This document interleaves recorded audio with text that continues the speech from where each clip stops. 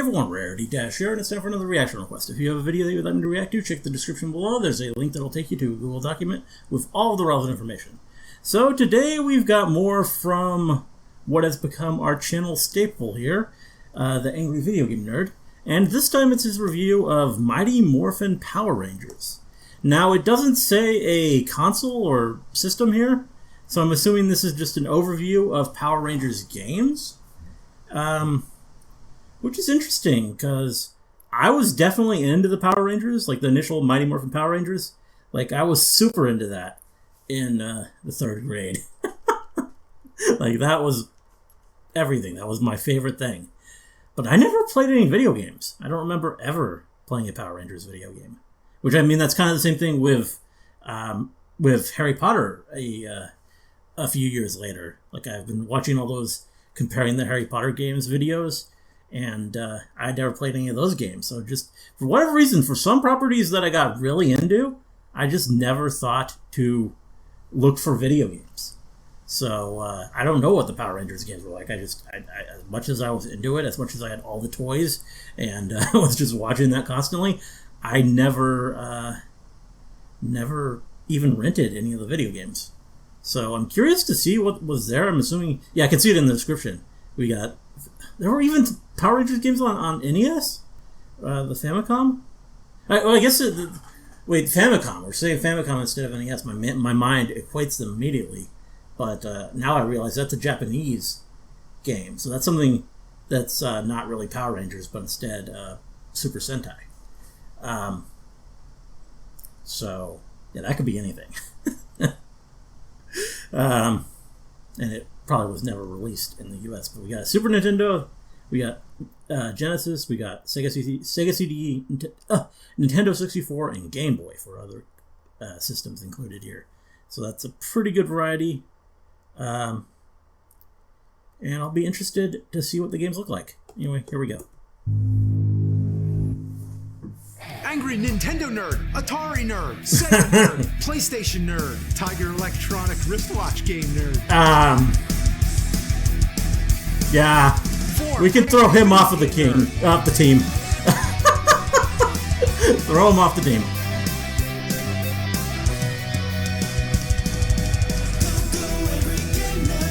Gotta love it. Classic things. Okay, yeah, this is.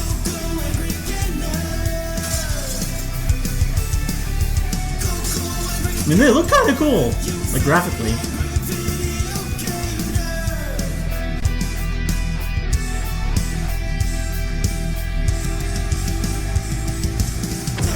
Are any of them any good?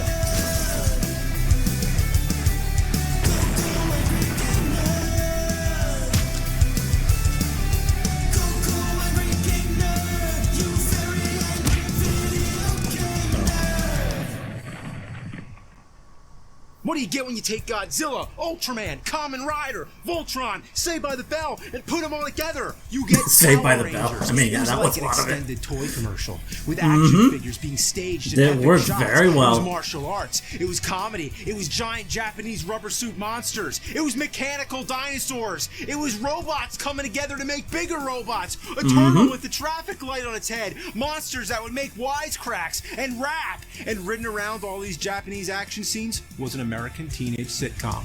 Power Rangers uses stock footage from a long-running Japanese show, Super Sentai, a tradition which still continues to this very day, with 2 separate franchises both going on at the same time. Adapting a show that's crazy to begin with, and then making an American-Japanese hodgepodge, taking the insanity of both cultures and putting them together, may seem like overkill, but no. It went over big. In fact, in its prime, Mighty Morphin Power Rangers was so popular, it was like the successor to Ninja Turtles. And of course, I think it genuinely was. Video games. Like video games up the Turtles was one of my brothers. It's so far up the ass. I was kind of into it, like the tail end of it, but every one of them. So Power Rangers was more for me. Of some of the Power Rangers games. And I'm counting on at least one of them to get my blood boiling. Let's start at the beginning. I have a couple Super Sentai games. That doesn't look very English. Keeping in mind, this is the show that spawned Power Rangers. The first game, released in 1991, is Super Sentai Jetman. This is based on the 15th season of Super Sentai, basically before Power Rangers came into existence. You pick your character and then have to beat 5 stages in any order you like. It's a simple, mediocre side-scroller. The controls are smooth. I don't remember the Rangers using guns dumb here, except the pause button is select instead of start, which I'm used to. Start is the special move. Every time I try to pause the game, I end up wasting the special move. 2 of the characters use a sword, 2 of them use a gun, and the other does something different. It's like they tried giving all the characters unique attacks, but got only halfway before they ran out of time. And why wouldn't you pick the character with the long-range attack anyway? Yeah. When one of them dies, you lose that character, sort of like Ninja Turtles on NES, but the levels are so short and easy. You're more likely to die on the boss, and in that case, you start the stage over anyway. The boss battles are the most awkward, frustrating parts of the game. Yeah, that doesn't look as good. Boxing. You just mash buttons, then block, then mash more buttons, hoping to land some hits. It does look cool, I'll give it that. But what's graphically. Punch? I For the am not NES? a fan of jump punching. How do you expect to hit something like that? And why does one of the legs shrink? Like that is matching weird. A frog's leg with an elephant's leg.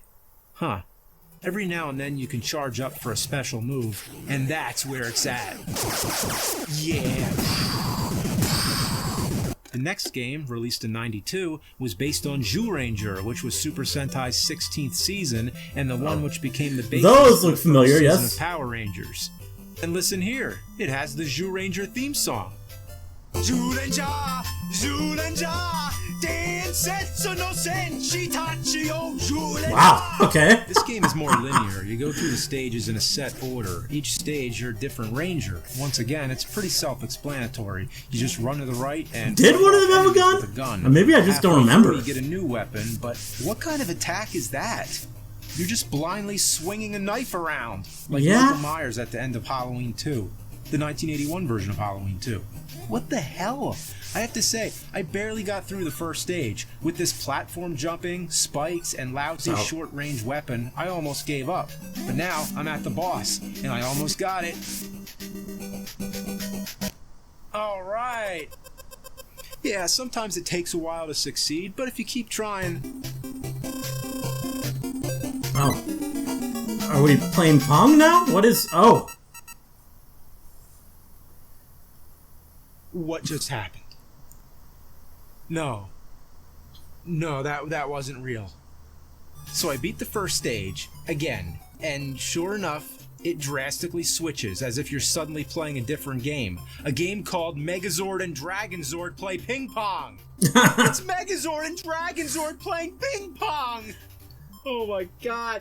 Imagine if when the new Godzilla vs. King Kong movie comes out, if it's just them playing ping pong. I mean, I'd watch that. King Kong plays ping pong. That sounds awesome. Fucking Forrest Gump shows up.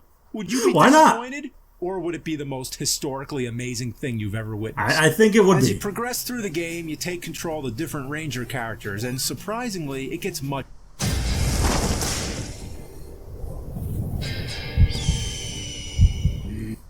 easier. Probably because the other weapons are so much better. I can't think of any other game where all the difficulty is in the first stage and then it goes downhill. Yeah, that's unusual. Ranger, or I mean, some RPGs are kind of in like between each stage, where there's just these weird the mini curve games, is so like drastic. ping pong, as I mentioned. If you do also, everything, there's a bomb toss you become game, way which is powerful. basically hot potato, except it's hot bomb blows up in your face. Then there's a trivia game. Unfortunately, I can't read Japanese, so I'll just pretend I got it right. But anyway, the password system is perhaps one of the strangest I've ever seen. It's 3 images of a ranger, each with 3 selectable poses. So it's not really a password, it's more like a pass pose. And if you try different combinations, you have a good chance of guessing. Unlike the show, there was no American limited adaptation options of this game for the NES. There was an unofficial cartridge that changed the title to Power Rangers, but the only difference is the label and the title screen. which glitches like crazy. Yeah, but could you imagine if there was a Power Rangers NES game that took stages from the Japanese game and added American stages, just like they did with the show? To simulate this experience, just play something else like Family Feud, and then switch it to Super Sentai Zyuranger. Yeah, it's pretty amazing how much mileage you can get from using stock footage. You know what? To get through this video, I might as well just use stock clips from past Nerd episodes. Yes! I mean, kind of works.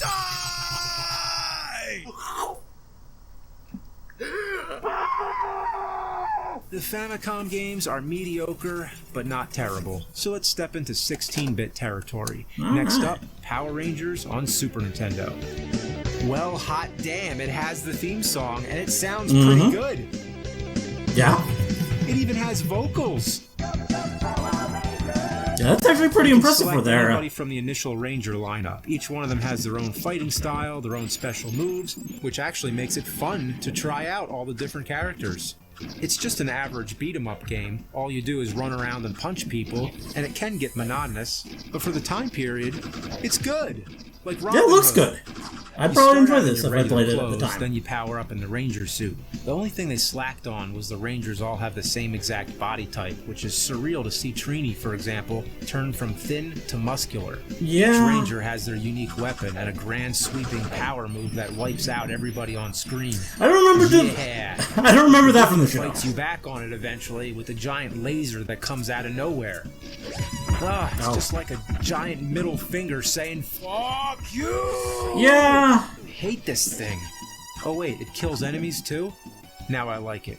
Yeah, you just have to stay low. Save some for Simon Belmont. It ends with a Megazord battle, which is clunky and only a slight improvement over the battles in the Famicom game, but it looks great.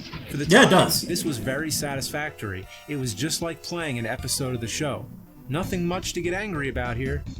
There's another one on Super Nintendo, Power Rangers the movie, okay. The game, featuring Ivan Ooze. Remember that, because otherwise it has nothing to do with the movie.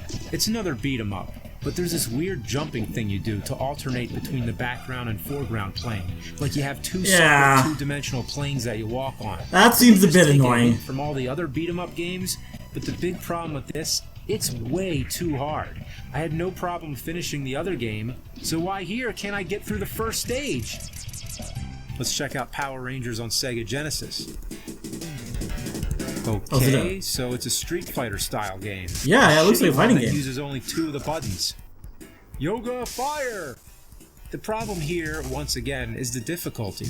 The game just punishes you over and over again. It forces you into using cheap moves. Yeah, I'll just keep spinning around. How do you like that? There's not much to say here. Back in the day, if you had nothing better to do, this wouldn't be so bad.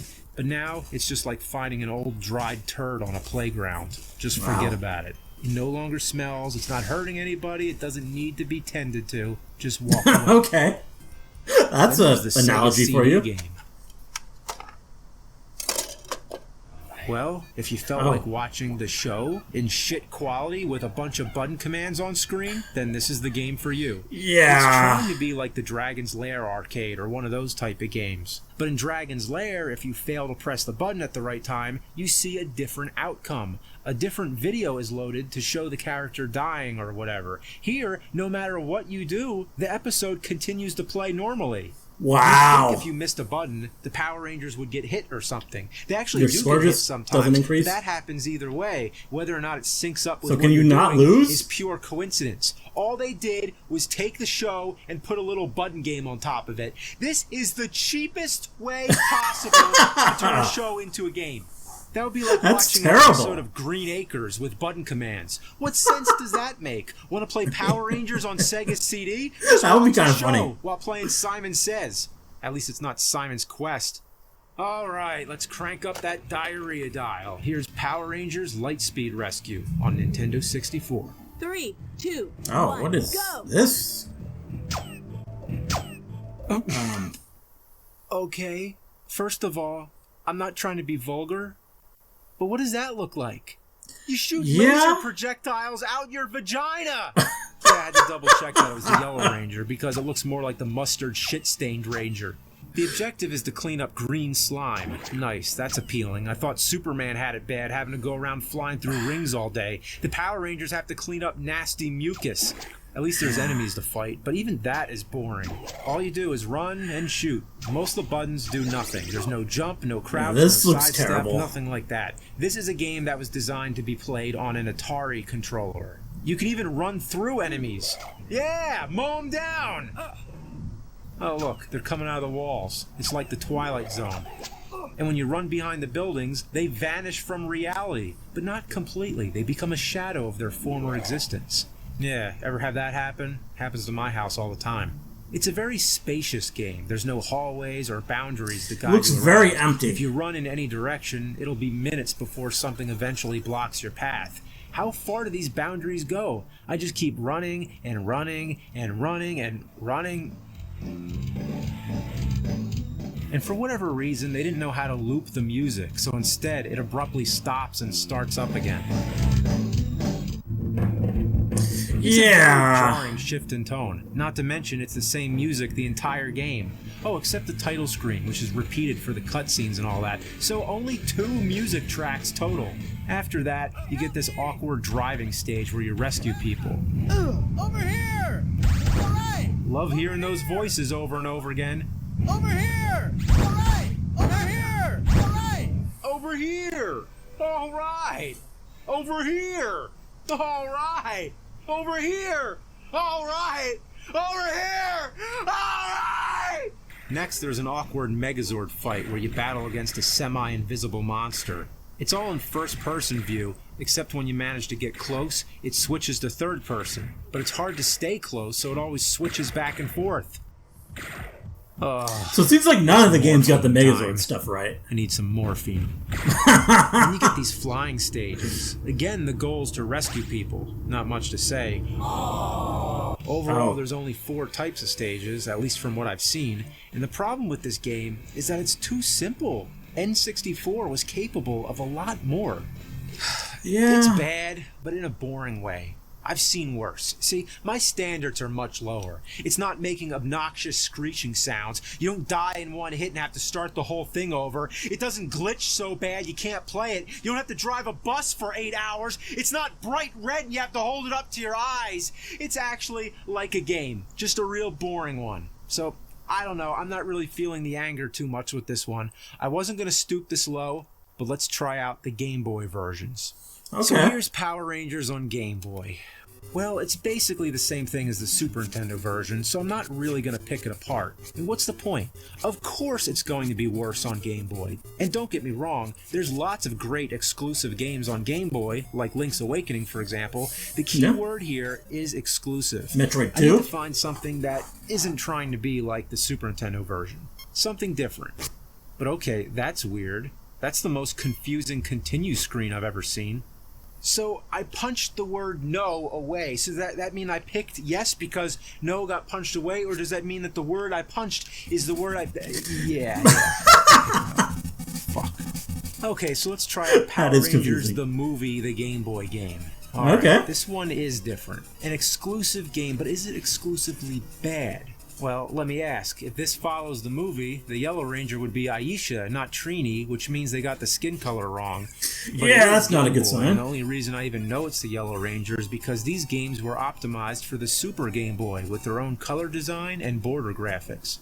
Otherwise, take a look at the Rangers. Which one's your favorite? The dark green, dark green, dark green, dark green, dark green, dark green Ranger. Mine's the dark green Ranger.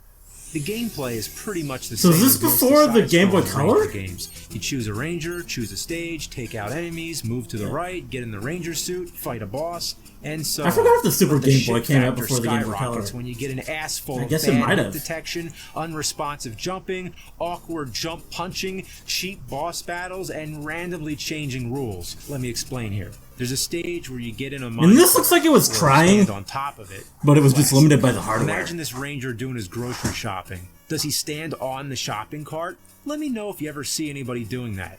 Anyway, when you're standing on the cart, the D-pad controls the cart's movement from left to right. But as soon as another cart shows up, it changes. Now the D-pad makes you walk off the cart. Yeah, and that's results not good. instantly in death.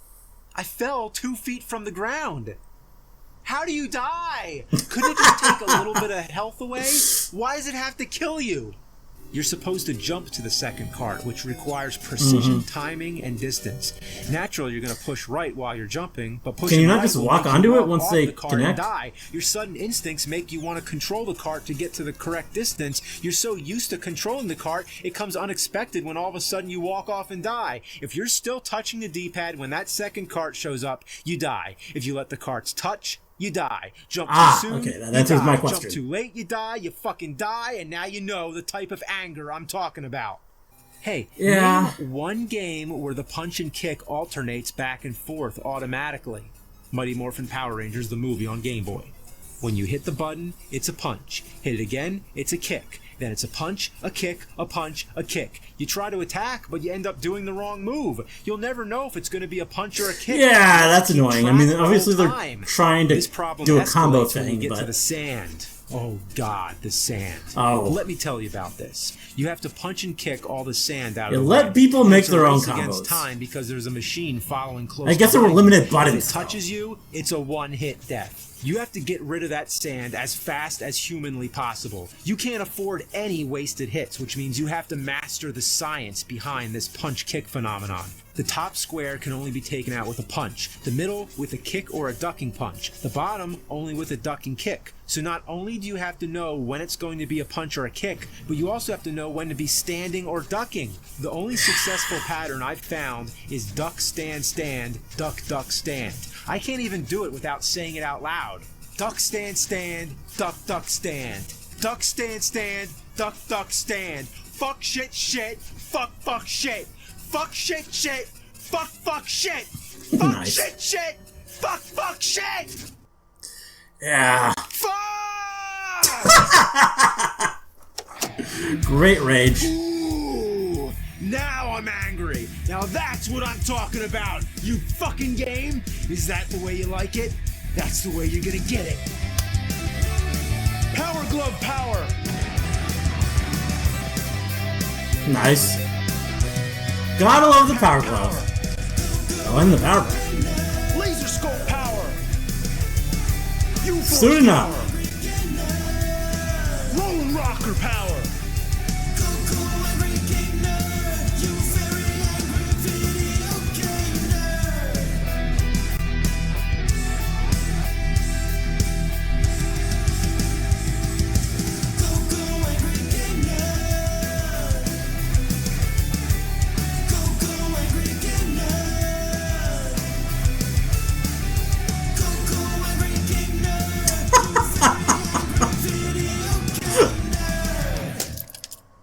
Wow. Yeah, you fucking game. Such a great look.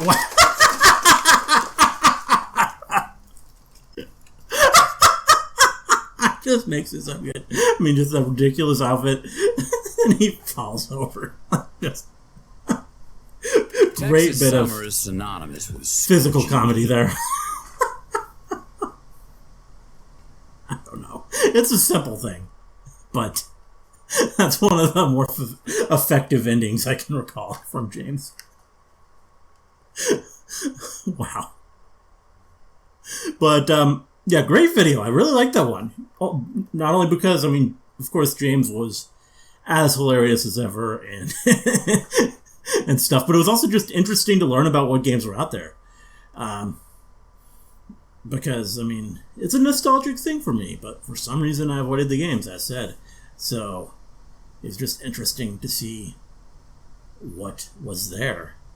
And, yeah, really, really cool video. Definitely enjoyed this one. Hope you guys liked the reaction. Let me know if you did, and see you in the next one.